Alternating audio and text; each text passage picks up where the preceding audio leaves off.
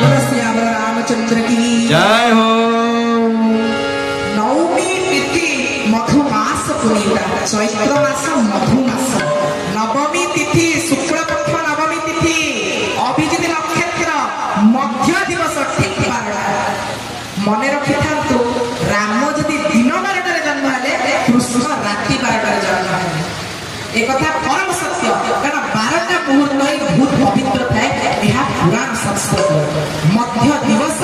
मध्य रात्र एथे राम कृष्ण द्वयंकर जन्म होता एटा पवित्र मास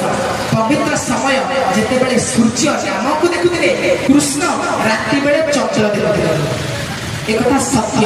तेबे मधुमास चैत्र मास रे त्रेतया युग रे राम जन्म त्रेतया युग रे प्रभु होती राम चैत्र मास रे सत्य युग रे प्रभु होती नृसिंह वैशाख चतुर्दशी वैशाख मास रे जन्म होइथिले कृष्ण जन्म केबे होइथिले कृष्ण जन्म होइथिले भाद्रव मास जन्माष्टमी दिन एवं हम जगन्नाथ केबे जन्म होइथिले कि कहि परिबे जगन्नाथ ज्येष्ठ मास रे जन्म होइथिले स्नान पूर्णिमा दिन जगन्नाथकर जन्म होइथिला ना कोन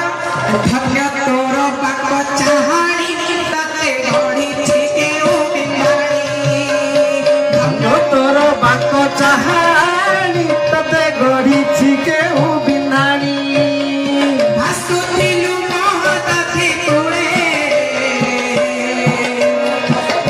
तोते आनी छि पानी रुछाणी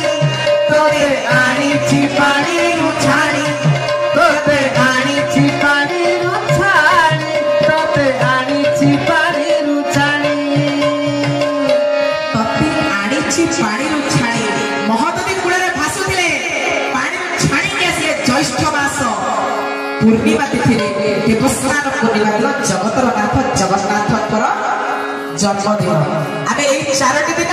मुख्यतः प्याज रसुण आमिष भक्षण କରିବା କଥା नहे कारण ए हम ओडिया परंपरा हम उकळीय ढंग होची ए 4टी दिन रे हमको अखाद्य ग्रहण କରିବା କଥା नहे हमको सुखाद्य